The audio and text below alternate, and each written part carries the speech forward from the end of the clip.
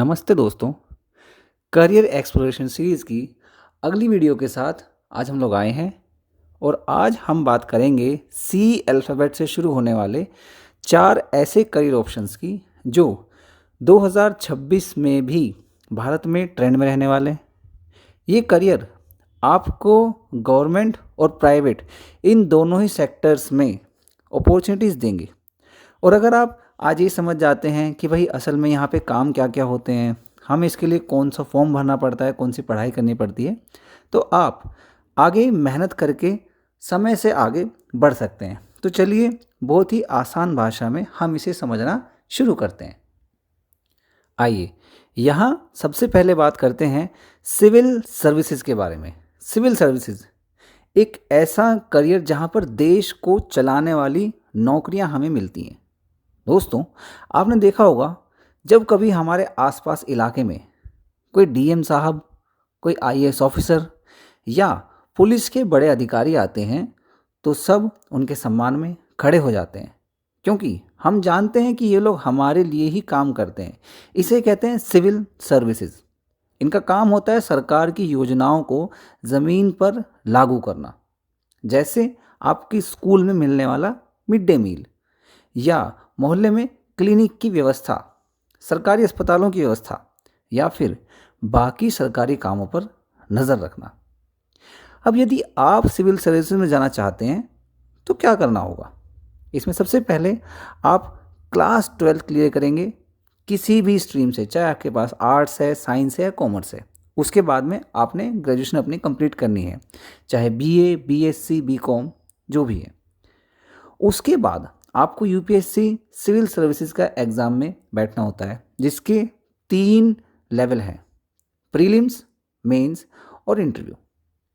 इसके लिए आपको इतिहास, भूगोल, अर्थशास्त्र, विज्ञान अपने ऐसे विषयों की तैयारी करनी होती है और साथ ही साथ अखबार रोज़ पढ़ना होता है, ताकि आप करंट अफेयर्स के साथ आपकी अंडरस्टैंडिंग बनी रहे। और ज़्यादा पढ़ने के साथ साथ आपको लिखना भी होता है, क्योंकि मेंस के एग्ज़ाम में आपको लिख कर उत्तर देने होते हैं। और जब हम इंटरव्यू की बात करते हैं तो मतलब आपने पढ़ा और जो लिखना सीखा है उसे आप कैसे एक्सप्रेस कर सकते हैं, कैसे आप खुद को एक्सप्रेस कर पाते हैं, ये चीज़ आपकी इंटरव्यू में असेस होती है। सिविल सर्विसेज के बाद दूसरा करियर यहाँ पर आता है साइबर सिक्योरिटी, यानी डिजिटल पुलिस। आजकल आप सुनते होंगे कि किसी व्यक्ति के बैंक अकाउंट को हैक कर लिया गया, या फिर व्हाट्सएप पर किसी ने लिंक भेजा और उससे अकाउंट में से पैसे चोरी हो गए।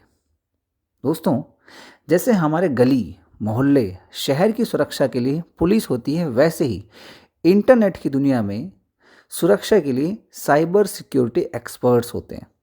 इनका काम साइबर हैकर्स को रोकना है और साइबर वर्ल्ड में होने वाली ये जितनी भी धांधली हैं या जितनी भी चोरियां हैं, उन सभी को कंट्रोल करना और उन्हें रोकना है। यदि आपको इस फील्ड में जाना है तो 12th के बाद आपको बीसीए या बीटेक करना होता है। और अगर आप कॉलेज नहीं जा रहे हैं तो छोटे छोटे जो एथिकल हैकिंग के कोर्सेज होते हैं, जो कि ऑनलाइन भी होते हैं, आप उन्हें भी कर सकते हैं। और अगर हम इसके नौकरी के एरियाज़ को देखें तो सरकारी जो क्षेत्र हैं, जो गवर्नमेंट के एरियाज़ हैं, वहाँ पर आप पुलिस के साइबर सेल या इंटेलिजेंस ब्यूरो में जा सकते हैं। प्राइवेट फील्ड में बैंक्स में, अमेज़न जैसी एमएनसीज़ में या ऐसी जो बड़ी कंपनियां हैं, वो भी एथिकल हैकर्स को रखते हैं और एक अच्छा खासा अमाउंट उन्हें सैलरी के रूप में मिलता है।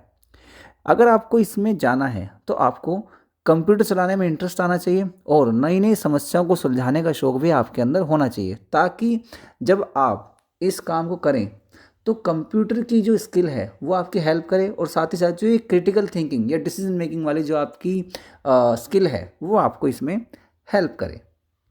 साइबर सिक्योरिटी के बाद हम तीसरे करियर पर चलते हैं, जिसका नाम है कॉरपोरेट लॉयर, यानी बिजनेस फील्ड के वकील। कोर्ट कचहरी के वकील तो आपने शायद देखे ही होंगे, लेकिन कॉरपोरेट लॉयर थोड़े से अलग होते हैं। ये अदालतों में कम और बड़ी कंपनियों के ऑफिस में ज़्यादा बैठते हैं। जब दो कंपनियां आपस में हाथ मिलाती हैं, कोई नया बिजनेस शुरू होता है या फिर उन दोनों कंपनियों के बीच में किसी चीज़ को लेकर के मतभेद आया है, तो इसमें कुछ कानूनी कागजात तैयार किए जाते हैं जो कि कॉरपोरेट लॉयर का ही काम होता है, जिसके लिए सरकार द्वारा जो कानून बनाए गए हैं उनका ध्यान रखा जाता है और कोई भी अवैध डॉक्यूमेंट या एक्टिविटी बीच में ना हो पाए इसका ध्यान भी कॉरपोरेट लॉयर करते हैं। अगर आपको कॉरपोरेट लॉयर बनना है तो आपको 12th क्लास के बाद एक एग्ज़ाम देना होता है जिसे कहते हैं क्लैट। क्लैट में इंग्लिश, मैथ्स, रीजनिंग के क्वेश्चंस आते हैं और इसे पास करके आप सरकारी जो नेशनल लॉ यूनिवर्सिटीज़ हैं भारत की उसमें आप एडमिशन ले सकते हैं। और अगर आपको कॉरपोरेट लॉयर या किसी भी फील्ड के लॉयर की फील्ड में आपको जाना है तो आपको कानून की किताबें पढ़ने के साथ साथ आपको कम्युनिकेशन स्किल्स पर भी काम करना होता है ताकि आप स्पष्ट रूप से अपनी बात रख पाएँ और कोई भी बीच में कन्फ्यूजन या समस्या ना हो। इसको पढ़ने का फ़ायदा ये मिलता है कि सरकारी बैंक्स में, रेलवे में, इनमें भी वकीलों की ज़रूरत होती है, जहाँ पे सैलरी के साथ साथ जो हमारे गवर्नमेंट अलाउंसेस हैं जैसे कि हाउस है या एक व्हीकल है, गवर्नमेंट व्हीकल है, उसके अलाउंसेस भी हमें मिलते हैं। इसके साथ एक फोर्थ करियर ऑप्शन जो है सी से, वो है क्लाउड आर्किटेक्ट। क्लाउड आर्किटेक्ट क्या है? अब इसे आपने ध्यान से सुनना है। देखिए, क्लाउड का मतलब यहाँ पे आसमान वाले बादल नहीं है, ठीक है। सोचिए, आपके फ़ोन की मेमोरी भर जाती है तो आप अपने फ़ोटो गूगल ड्राइव या आई क्लाउड पर डाल देते हैं। अब वो फ़ोटो कहाँ जाती है? वो इंटरनेट पर बनी एक बहुत बड़ी डिजिटल अलमारी में सुरक्षित हो जाती है और इसी डिजिटल अलमारी का जो नक्शा है उसे बनाना, उसे सुरक्षित रखना और ये तय करना कि डेटा कैसे स्टोर होगा, और ये क्लाउड आर्किटेक्ट का काम होता है। जैसे एक मिस्त्री घर बनाता है वैसे ही क्लाउड आर्किटेक्ट इंटरनेट पर कंपनियों का घर बनाता है जिससे कि उस डेटा को स्टोर किया जा सके।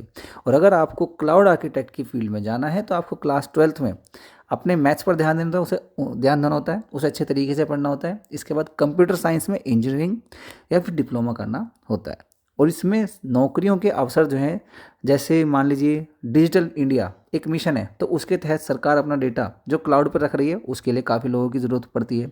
और प्राइवेट कंपनीज़ में भी हमें क्लाउड आर्किटेक्ट स्पेशलिस्ट को एक ऑफिशियल के रूप में हम देख पाते हैं। तो दोस्तों, चाहे आप सरकारी स्कूल में हो या किसी छोटे गांव में हो, आपके सपने बड़े होने चाहिए। सी का मतलब करियर तो है, बट साथ ही साथ सी का मतलब करेज भी है। इन चारों में से जो भी आपको अच्छा लगे आप उसके बारे में और जानकारी लीजिए। अगर आपको लगता है कि हमसे वो जानकारी चाहिए तो आप अपने डाउट कमेंट में लिख लीजिए।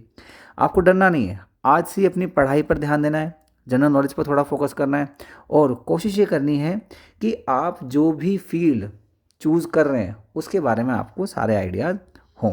और अगर इसके अलावा आपको कुछ और इन्फॉर्मेशन चाहिए या आपको लगता है किसी और करियर के बारे में हम बात करें तो आप उसके बारे में कमेंट ज़रूर कीजिए।